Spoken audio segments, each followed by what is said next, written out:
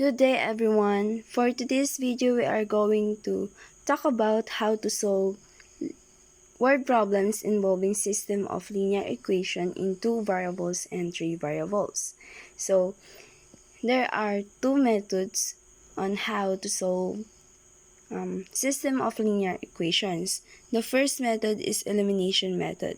We eliminate one of the variables in the equation to find the value of other variable. This can be done by addition or subtraction.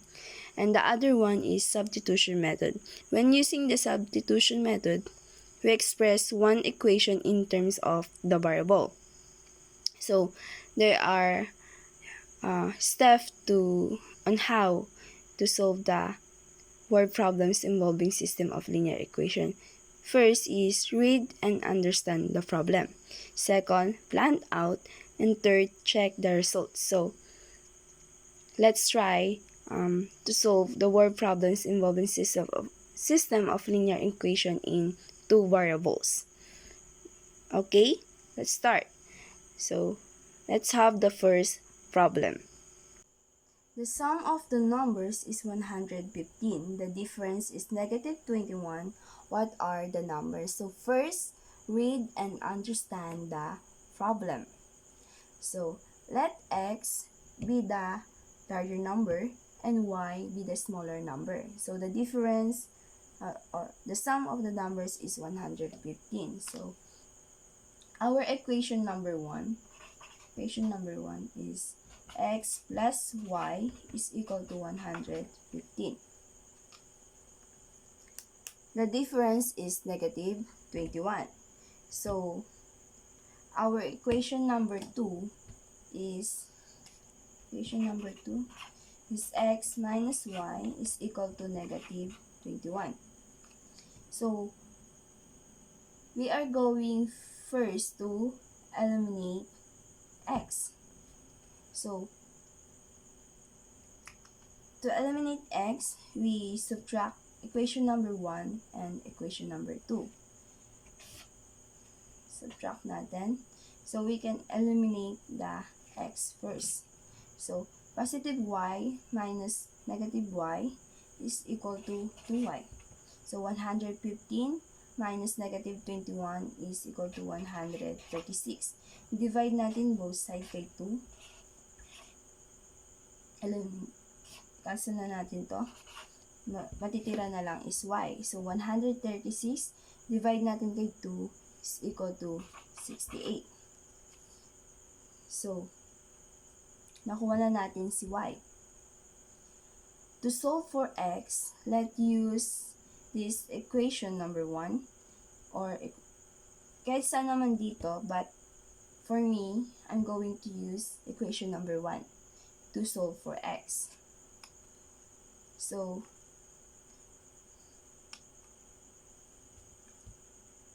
to solve for x, let's use y is equal to 68 used in equation number 1.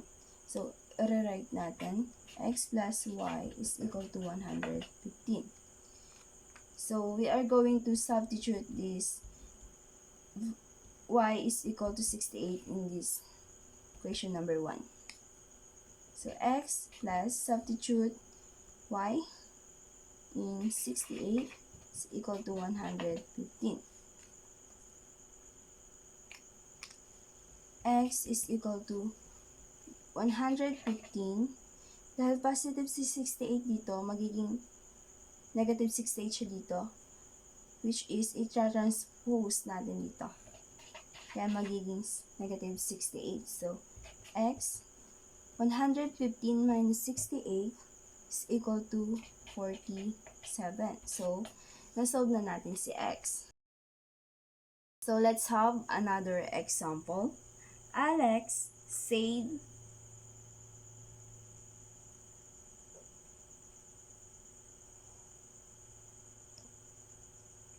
So, let's have the second example. Alex said 20 coins consisting of 25 centavo and 1 peso coin. How many of each kind did he have if the coins amounted to Philippine peso 10.25? So first, understand the problem, or read, understand the problem.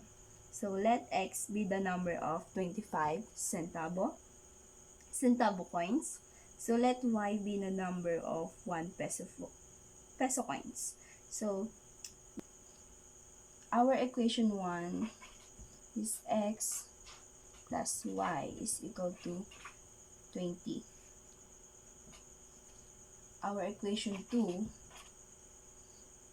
is 0.25 x plus y is equal to 10.25.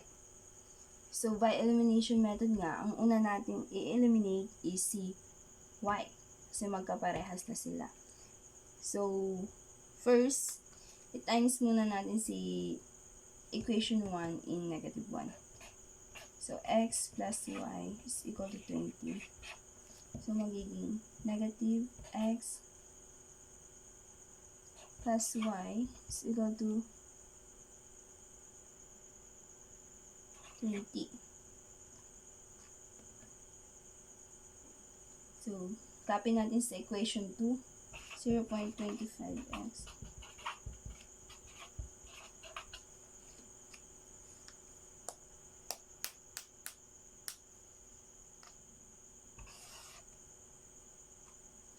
negative x minus 0.25x is equal to negative 0.75x. Cancel na natin to. So, 20 plus 10.25 is equal to negative 7.75. So, divide natin both sides kay negative 0.75. Cancel out x. Negative 7.75 divided by negative 0.75 is equal to 13. So, our x is equal to 13. To solve for y, let's use x is equal to 13 in equation number 1. So, ito gagamitin natin. Negative x plus y is equal to 20. So, our x is negative 13 plus y is equal to 20. Bring down y. Baba natin si y. Transpose natin itong negative 13. So, y is equal to 7. Therefore, Alex has 13 pieces of 25 centavo coins and 7 pieces of 1 peso coins. Okay. So, let's have an example for word problems involving system of linear equation in 3 variables. So, kung ano yung ginawa natin sa una is the same lang din dito sa ating word problems in 3 variables. So, let's have the first example. The sum of 3 numbers is 4. The first number minus twice the second minus the third is 1. Twice the first number minus the second minus twice the third is negative 1. Negative 1. So, find the numbers. So, let x be the first number and let y be the second number. And lastly, let z be the third number. So, our equation, so first na is understand the problem. Second, plan out. So, our equation number 1 is sum of the numbers is 4. So, x plus y plus z is equal to 4. The first number minus twice the second minus the third is 1. So, our second equation is x minus 2y minus z is equal to 1. twice the first number minus the second minus twice the third is negative 1. So, 2x minus y minus 2z is equal to negative 1. To eliminate y, use equation 1 and plus equation 3. So, x plus y plus z is equal to 4. Ito yung ating equation 1. And our equation 3 is 2x minus y minus 2z is equal to negative 1. So, eliminate na natin si y. Cancel. So, matitira na lang is x plus 2x is equal to 3x. Positive z plus negative 2z is equal to minus z. So, 4 plus negative 1 is 3. So, ito na yun ating equation number 4. So, kapag nag-eliminate tayo dito, kung ano in-eliminate natin, dapat sa susunod na equation na gagamitin natin na dalawa is y din ang ating i-eliminate. So, let's use equation number 1 plus equation 2. So, equation number 1 plus equation number 2. X plus y plus z is 4. X minus 2y. So, yung ating y is hindi magkamukha. Dapat. So, we are going to put 2 in this side. So, ita-times natin sa equation 1 in 2. So, magiging, ipat natin dito, 2x plus 2y. Kasi 2 times x is 2x, 2 times y is 2y, plus 2 times z is 2z is equal to 2 times 4 is 8. Copy the equation number 2. So, x minus 2y minus z is 1. Negative 1. Not negative. It's positive 1. So, magkamukha na. So, pwede na natin i-eliminate si y. So, 2x plus x is equal to 3x. So, 2z plus negative z is equal to plus z. So, 8 plus 1 is 9. So, this is our equation number 5. So, we are going to pag-a-add natin si equation number 4 and 5 sa our equation number 5.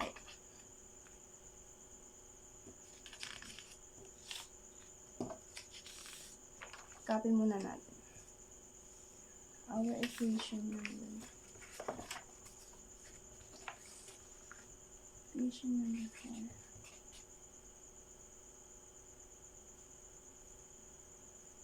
3x minus c.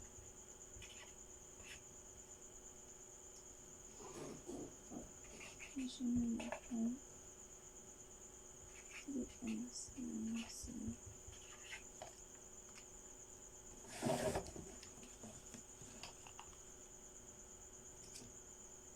So, pag-add natin si equation number 5 plus equation number 4. Our equation number 5 is 3x plus z is equal to 9. Equation number 4 is 3x minus z is equal to 3. So, we're going to eliminate first z. So, ang makukuha natin dito is si x. So, 3x plus 3x is 6x is equal to 9 plus 3 is 12. So, divide natin both sides kay 6. Cancel natin to. So, x is equal to 2. So, to find z, let x is equal to in equation number 4. So, let natin sa equation number 4. So, 3x minus z is equal to 3. So, 3. Substitute natin itong si 2 in x.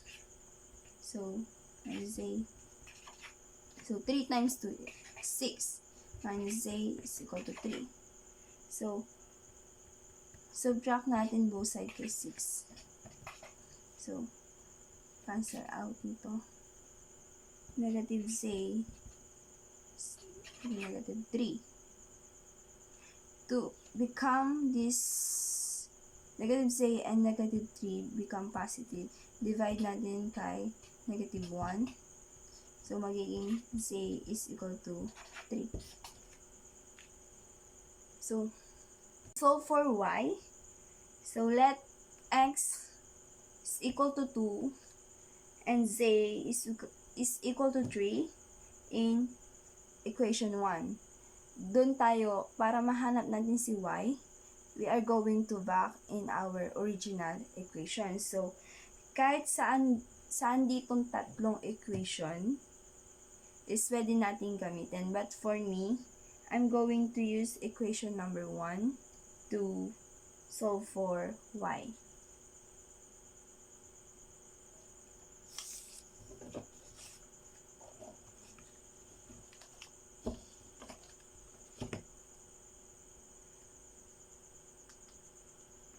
X plus y plus z is equal to 4. Kung anong nakuha natin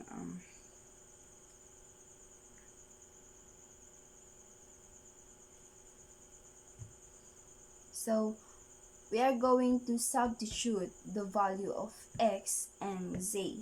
So our x is equal to 2. So 2 plus y, our z is 3, is equal to 4. So 2 plus 3 is 5 plus y is equal to 4. So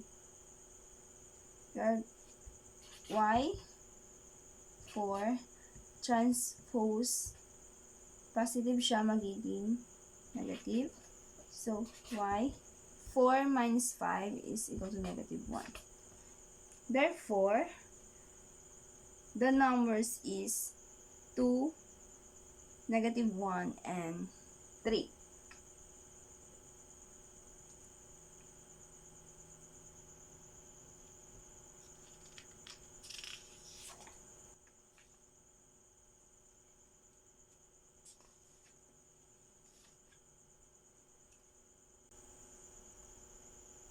Let's have another example. The math club is doing a 3-day yard sale for a field trip. They are selling t-shirts, pants, and shoes. On the first day, they were able to sell 8 t-shirts, 5 pants, and 4 pairs of shoes for a total of 340 pesos. On the second day, they were able to sell 12 t-shirts, 7 pants, and 10 pairs of shoes for a total of 660 pesos. On the third day, they were able to sell 10 t-shirts, 4 pants, and 5 pairs of shoes for a total of 380 pesos. So, find the price of each items. So first,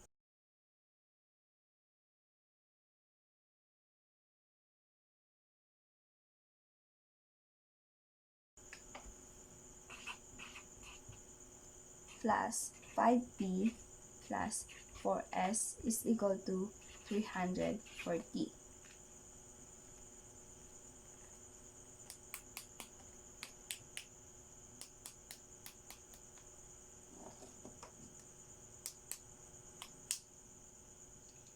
So our equation number 2 is 12t plus 7p plus 10s is equal to 660.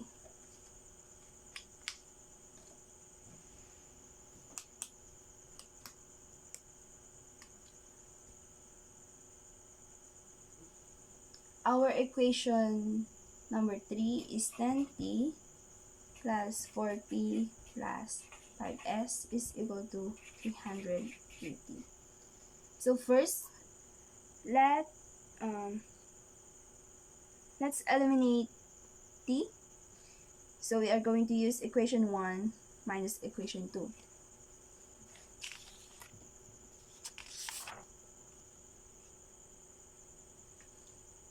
Eliminate t equation. So 8t plus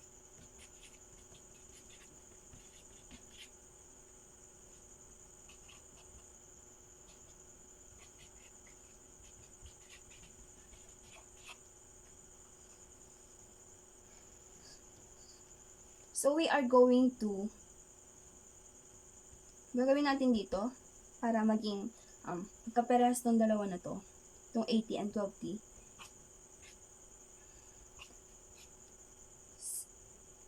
In equation number 1, we're going to ita-times natin siya kay 12, and this equation 2, ita-times natin siya kay 8.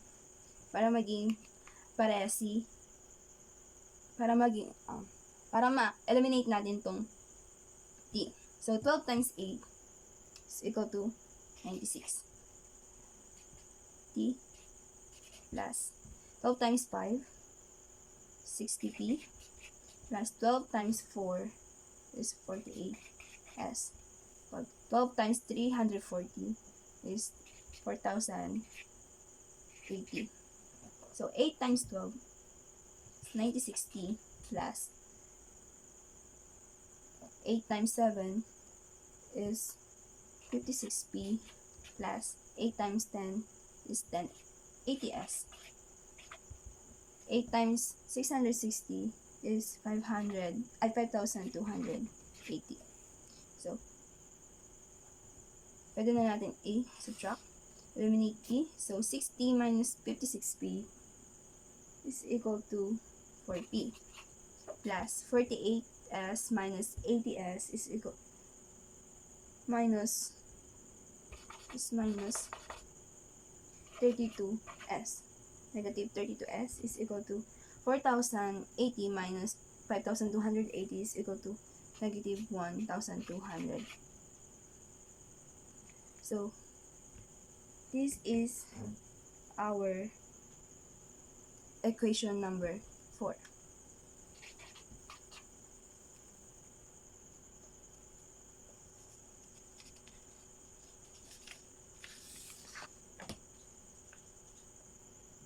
Kung ano yung in-eliminate natin sa una, is the same din siya sa pangalawa. So, we are going to eliminate ulit ang t. So, we are going to use equation number 2 and equation number 3. So, let's copy the equation number 2 and 3. 12t plus 7t plus 10s is equal to 660. 10t plus 4t.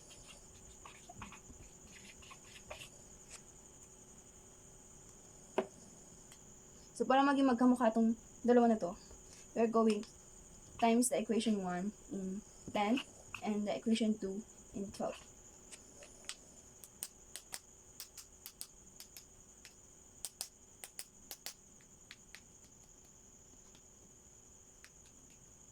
So, 10 times 12t is to 20t plus 10 times 7 is 7p plus 10 times 10 is 100s is equal to 10 times 660 is 6,600. So 12 times 10t is 120t plus 12 times 4 is 48t plus 12 times 5 is 60s is equal to 12 times 380 is 4,560. So we're going to subtract the equation number 2 in equation number 3. So, nakuha na natin. We are going to eliminate this first. T. So, 70 p minus 48p is equal to 22p. 100s minus 60s is plus 40s. So, 6,600 minus 4,560 is equal to 240. So, we have the equation number 5.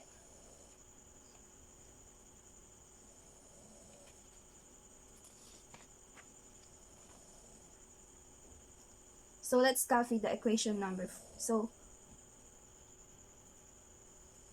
let's rewrite the equation number 4 and 5.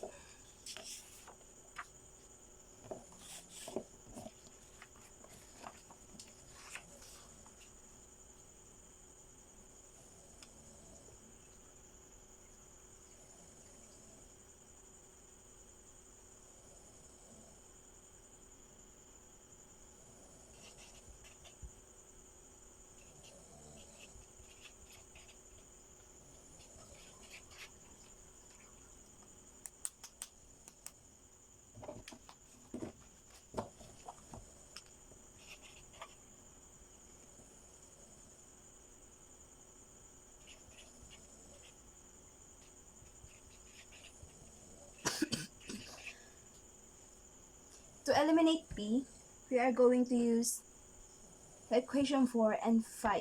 So, para maging magkapares ng dalawa na nito, we are going to times the equation 4 in 22 and times the equation 5 in 4. So, 22 times 4 is equal to 88p minus 22 times 32 s is 704s is equal to 22 times negative 1240 1200 is negative 26,400. 4 times 22 is equal to 88p plus 4 times 40s is equal to 160s is equal to 4 times 2040 is equal to 8,160. So 88. So we are going to eliminate na this one.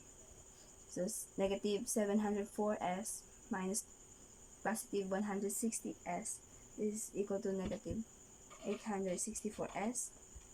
So 26,400 minus 8,160 is equal to negative 34,560. Divide natin both sides kay negative 864. Cancel out. So our S is 40.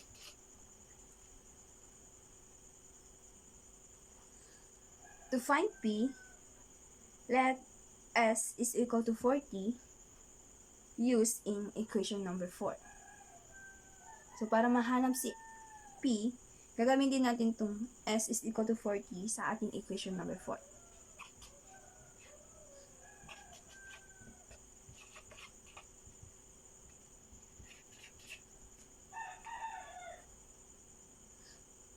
So we are going to substitute the value of S, which is tungang S is equal to 40. So 40, 32. Substitute the value of S is equal to 40. Negative 200. So 32 times 40 is 1,280. So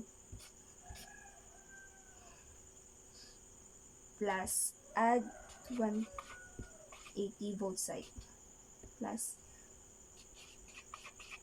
cancel. So 40. So negative 200 plus add 1,280 is equal to 80. So divide both sides by 4. So cancel na yan. So P is 20. To solve for T, we are going to use S is equal to 40 and P is equal to 20 in equation number 4. So kahit saan doon,